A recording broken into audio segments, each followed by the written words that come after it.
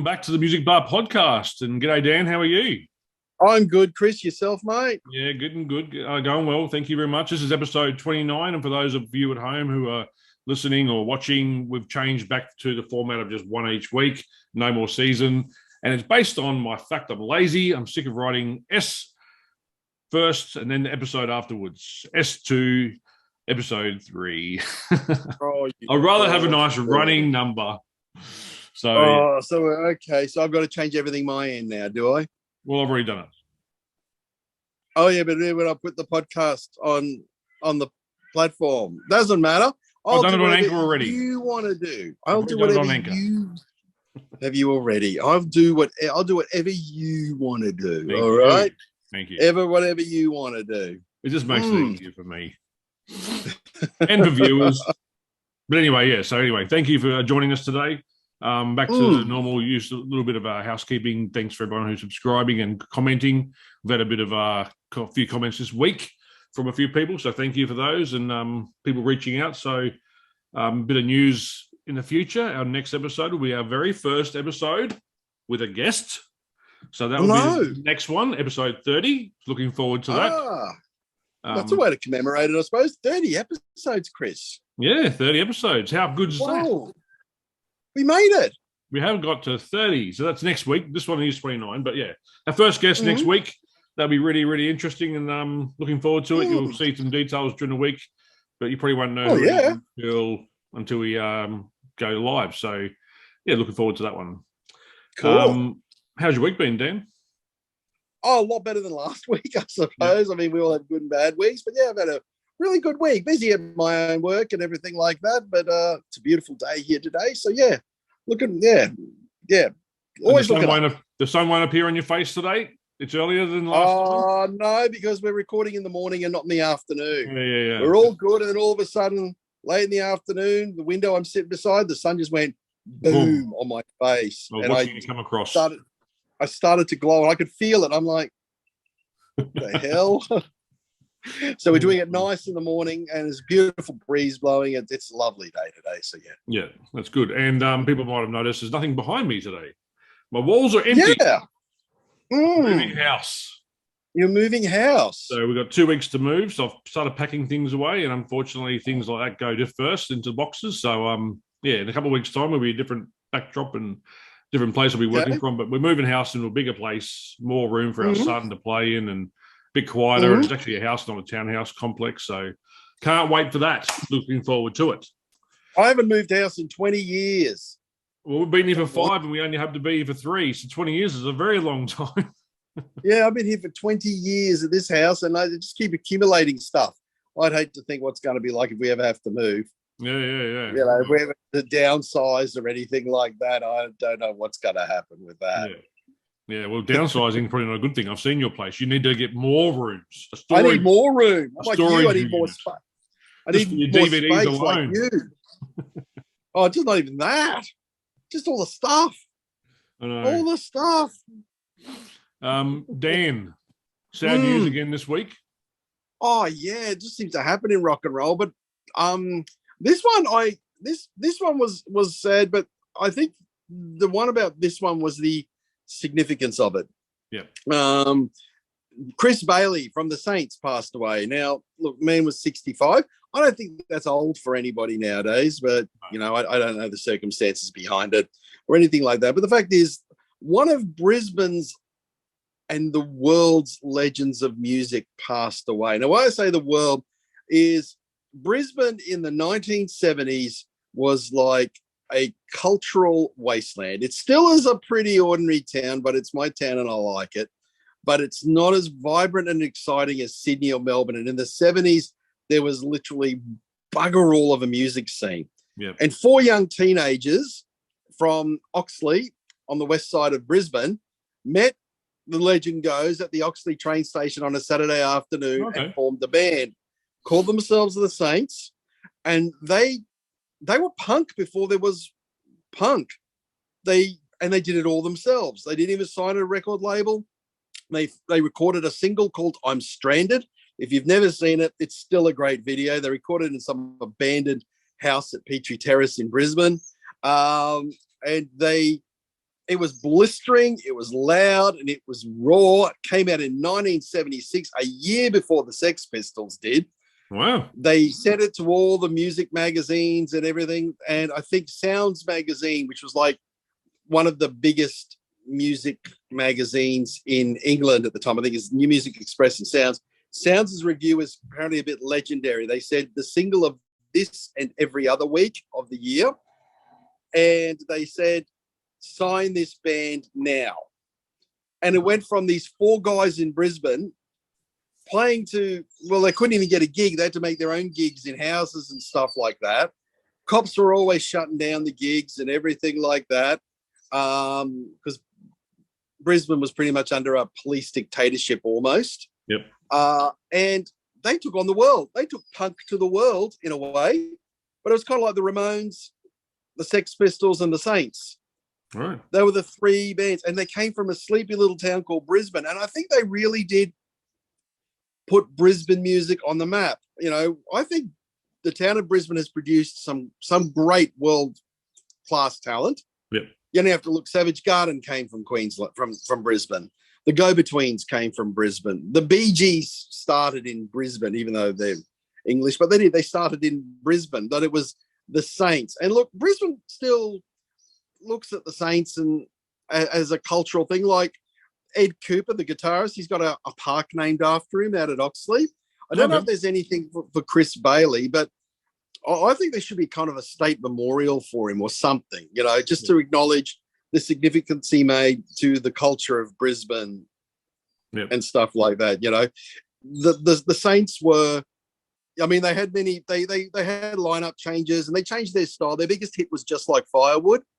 Right. And as someone as I know said, a song so good, even Bruce Springsteen recorded it and plays it live. Cool.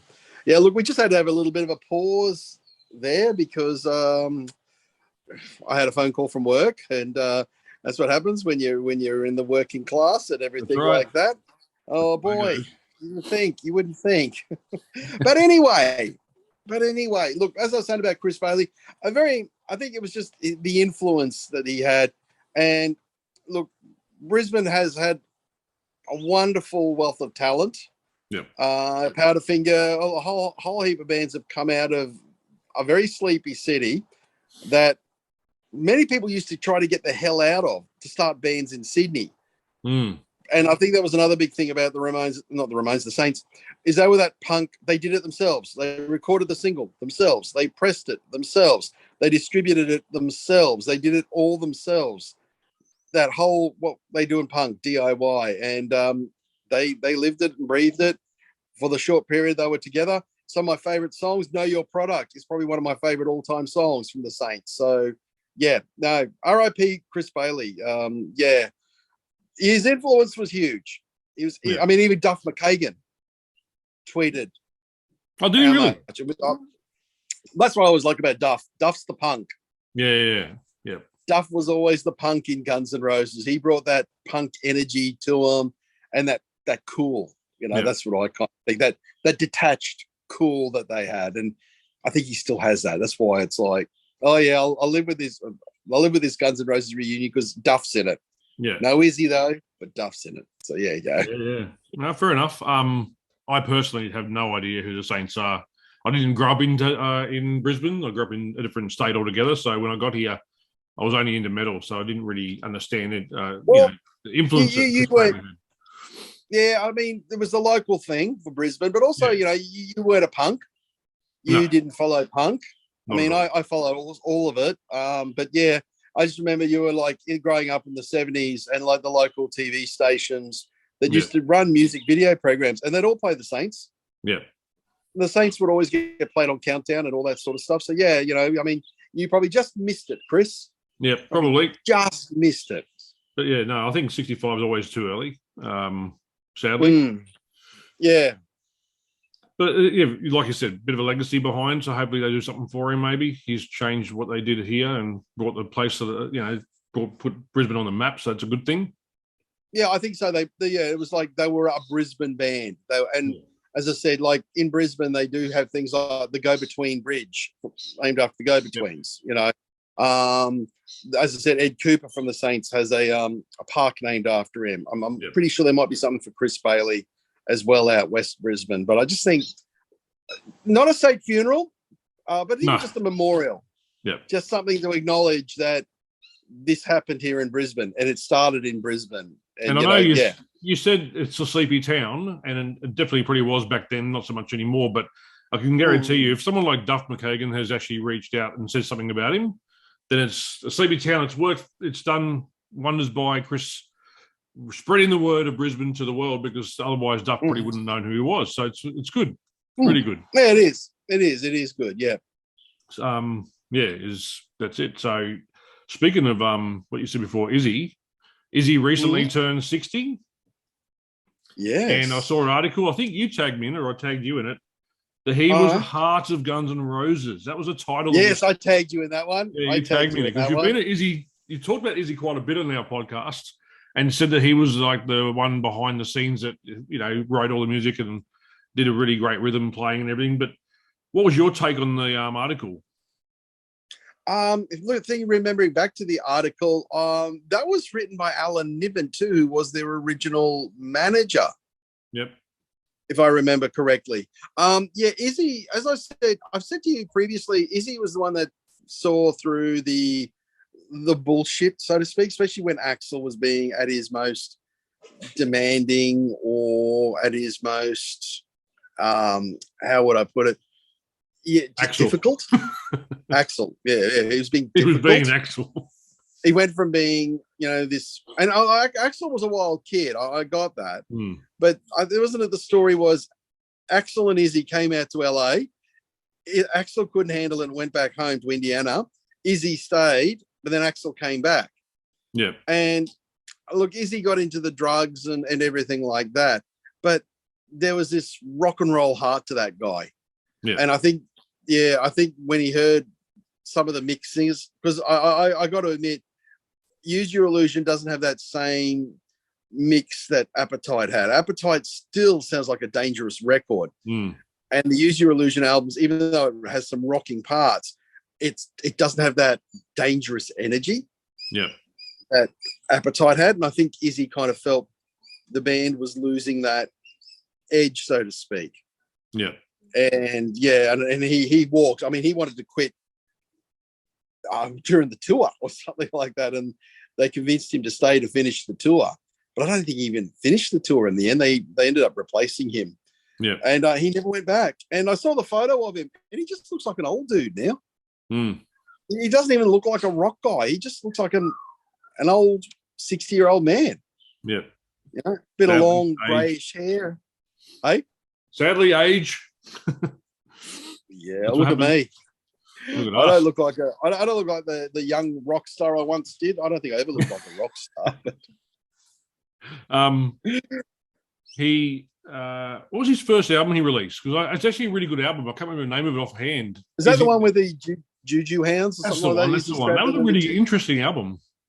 Yeah, it was so different to what he expected from a guy from Guns N' Roses. That's what you're saying. He was different to the rest. They all worked together well, but when they went to a different path, he decided to go his own way. But that first solo album of his was actually really interesting to listen to. It was such a different take on what you would think come from Izzy. So I think he was more of a Rolling Stones sort of guy. Yeah, that's a good way of putting it. Yeah, you could see he was like Keith Richards was kind of his idol, so to speak, and you could see he just had that loose. There was that. He was the rhythm player, but he had this loose kind of swagger to the style of playing that he did. Yeah. But it worked because of the way. But it did work when you look at it. He's got that loose thing going on. Steven Adler on the drums had that real. He had that real swing type play to his. It sounded different, and you can hear it in the difference. A drummer can make all the difference in the world in a band. Yeah, for sure. A good or a bad drummer, and not saying that Matt Sorum's a bad drummer, but he was a completely different drummer. Yeah, he was like, you can hear it in Kiss. Peter Criss was that jazzy sort of swing to the band, and then they got Eric Carr in, who was a heavy metal drummer. Yeah, and Eric Carr used to hit those drums hard, and it made Kiss a heavier band. Yeah. You know, Matt Sorum made Guns N' Roses. He's a heavy drummer, whereas Adler was just a bit too loose. And that kind of worked because I just felt that there was always that feeling on that Appetite when you hear it that the whole thing's going to fall apart at any second. It's almost punk. Yeah. It's almost punk. The whole they sound like, holy crap! How do they get them in the studio to make this thing? And it just sounds like it's going to all come apart at any second, or they're all going to kill each other. You know, that's one way of putting it. They sounded dangerous. Rock doesn't have that danger anymore. It's such a corporate thing. But you know, Guns N' Roses, you listen to Appetite, and it's like that's why that album sold 15, 20 million copies. And still selling to this day. It's still selling. Hey? It still sells. It still sells. Yeah. Because, you know, I remember my brother telling me when he went to Eastern Europe just after the fall of the Berlin Wall, and he bought, they were selling like old Soviet military stuff on the streets, like uniforms and things. And he bought a heap of stuff. He didn't have any, you know, cash on him, but he had Appetite for Destruction on tape. Oh, yeah. So he traded that. He said, I could just imagine this young, you know, Russian kid going home, putting that on and just going, whoa, Western music. Let's break another wall. Yeah, it's like, this is what we've been missing out on. Yeah. That's funny, isn't it?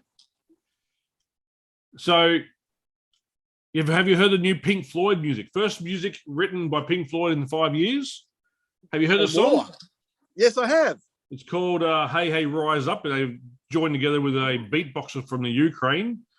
And what do you think of it? That it's mixed. It's I kind of wish I wish it was longer.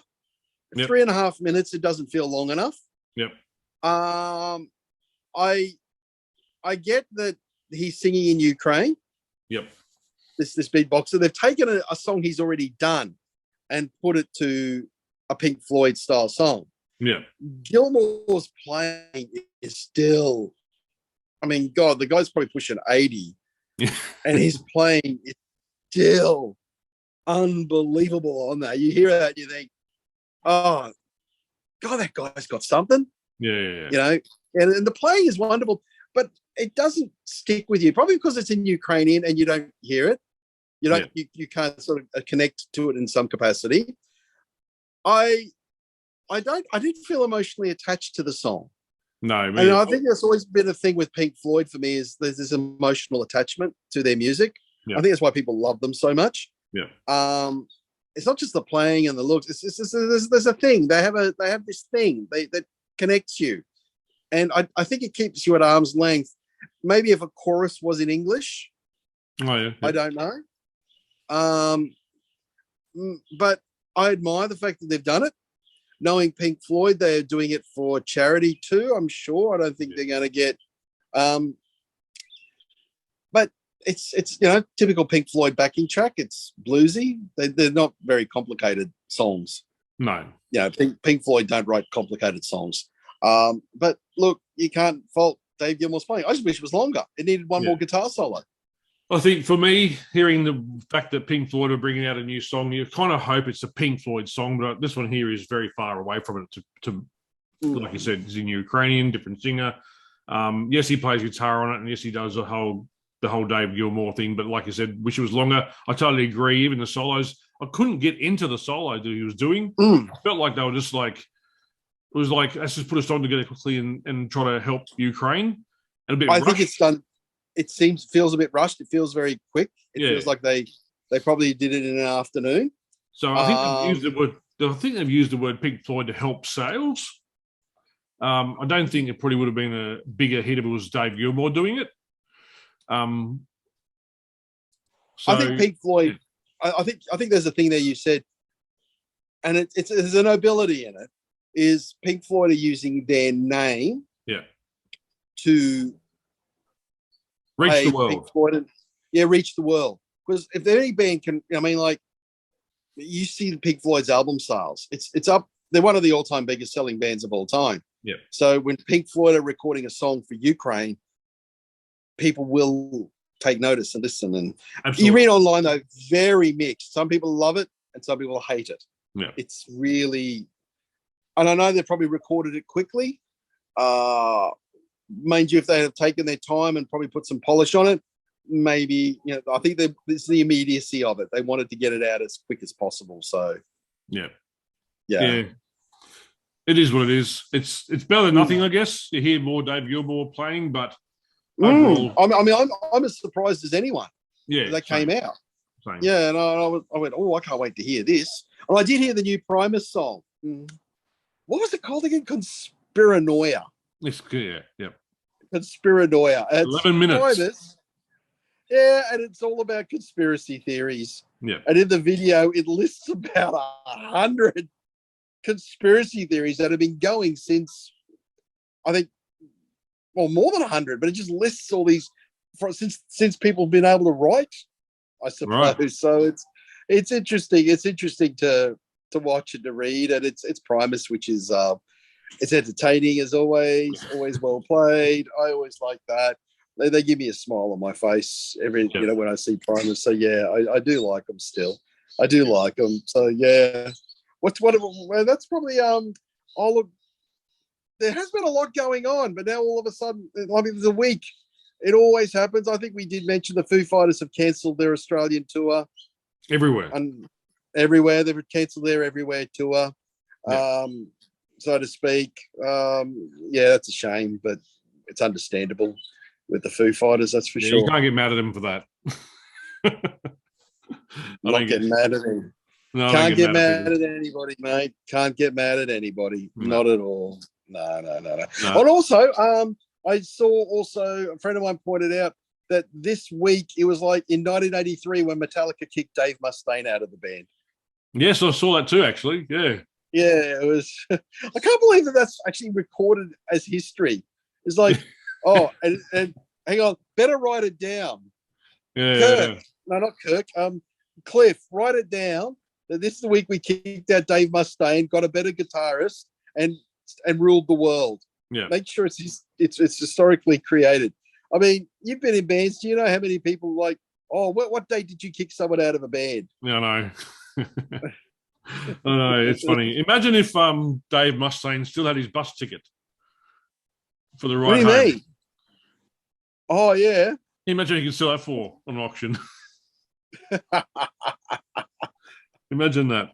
But then he goes on and makes one of the biggest bands in the world ever, Good on him. Oh, yeah. Good on him. I mean, he got through it. He did okay, but I think there was that little part of him that still wanted to be in Metallica. Yeah, I think so too. I think so too. Before we go, one more subject before we go. I just read the other day, there's a new supergroup. Yes. Called Third Secret. Yes. I started listening.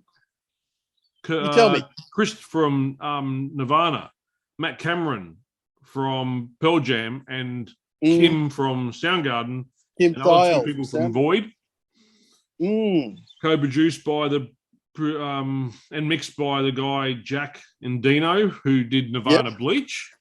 Yep. Have you heard the songs yet?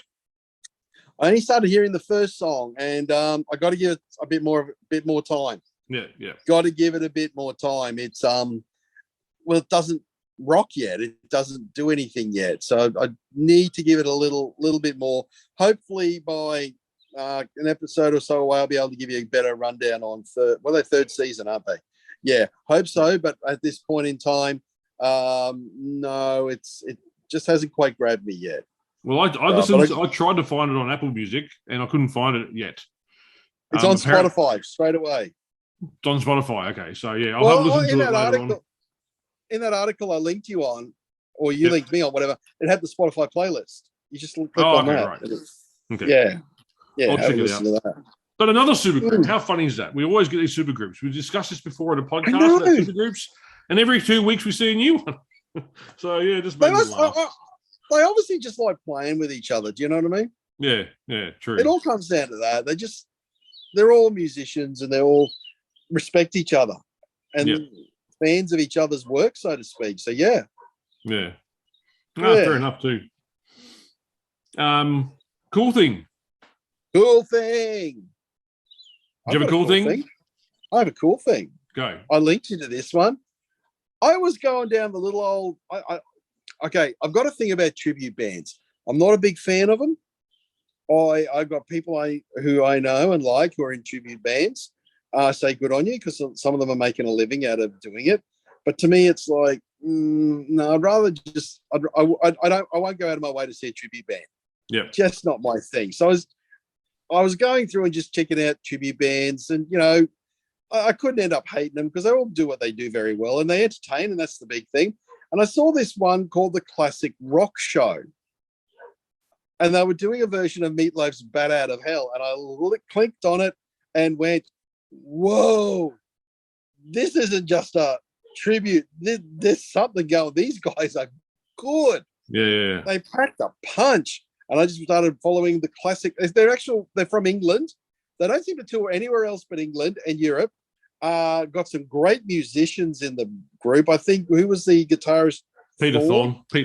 Peter Thorne, and the musical director of the band, James, and I can't remember his surname, but outstanding. And every version of every song I watched, I was like, outstanding. Their version of Comfortably Numb, fantastic. You know, their version, I said to you, their version of Eruption and then going into Jump. Their version of Thunderstruck, fantastic. I was like, if these guys tour, I'll go and see them because they're really bloody good. So I got to take back all I said about tribute bands. If you're as good as those guys in the Classic Rock Show, you've got my vote. Those guys are good. Yeah. They are good. They were very. When you said it to me, I watched it, and I was like, he played Eruption pretty well, to be honest. I've seen him play it before, but he's very good. So as a band, they did really well. Oh, because when you go see something like that, you want to go see the songs as close to the original as you possibly can. And you know, but it didn't feel to me they were regurgitating old songs. It seemed to me they were playing them with heart and soul, and it was like, we love these songs. Yeah. And we want it. So the Classic Rock Show. What's your cool thing for the week? My cool thing is Steve Vai had a new album out, which has been out for a while now. But he just released a song called Teeth of the Hydra, which is, I listened to the song and didn't really like the song until now. And a reason I like it now more so is because Steve had got Ibanez, his longtime guitar brand he's been using for years, had made a guitar for him with 3 different guitars in the same one, but it's a weird instrument. It's got bass on it for a fretless 2 strings, not fretless the other 2 strings. He's got a guitar, I think it's 6 or 7 string. Halfway down, it stops being fretted. But yeah, it's a weirdest guitar, but he plays the whole thing by himself, all different sounds. His arms are like an octopus going around this thing, playing this song. And watching him play the Teeth of Hydra just impressed me even more. So go watch it. Don't listen to it. It's incredible, isn't watch it? Isn't it incredible? It is incredible. I knew he was good, but amazing. Yeah. But how do you know that you got to play? But you missed another part of the guitar. You said 3. It's actually 4. It's got strings on the side. Yeah. Strings on the side that he was playing something very delicate. Like a harp or something. Yeah, like a harp. And it looks like it's sort of designed like it's a harp bow. Yeah, just strum it quickly across. Yeah. Strum it quickly across. But yeah, I think it's a 12-string, a 7-string, but the frets change, and definitely a bass. Is it a 5-string bass too? I'm not sure it's 5 or 4, but fretless. 2 strings are fretless and 2 strings or 3 strings aren't. Yes, that's right. Yep. It's got tubes in it. Hey? It's got tubes in it as well. It's just a weird thing when you look at it and go, that's typical Steve Vai, but watching him play that, you have to watch it to understand what he's doing. And you take a whole new liking to the song. I'll tell you that right now. He's gone into that realm now of like Steve's in his 60s now. Yeah. It's like back in because rock and roll was a young man's game, and it was all about youth and young people and stuff like that. I remember seeing seeing an interview with Eddie Van Halen, reading one in Guitar World many, many years ago, when he talked about, and he never got to do it, the 80-year-old, like in the tribes and stuff like that. It's the old 80-year-olds or the really old people or whatever in the old societies were the masters at their instrument. To say that someone's a master before they're like elderly. Yeah. Steve always hit that. he's hit that stage. A long He's time a man ago. in his 60s, but now I think he's gone into another level. Yeah. He is now what I think Eddie was referring to as that master. Yeah. I think Steve has hit that point in his life now. Yeah. Musically, at least. For So, sure. and he's the challenges he puts to himself, the tunings he's doing, the way he's controls the fretboard and everything like that. Yeah, I'm with yeah, I think Steve's entered that realm now. Yeah. Yeah. Totally agree. Anyway, that's up for us for today. Remember next week with our guests, so watch out for the next one. But yeah, we'll sign off now and say farewell. Thanks, Dan, for joining us today, obviously, and we'll see you again next week. Have a great week. Oh, worries. Yes, you too, mate. You have a great week, okay? Enjoy moving house. See you later. See you, bye. Thank you.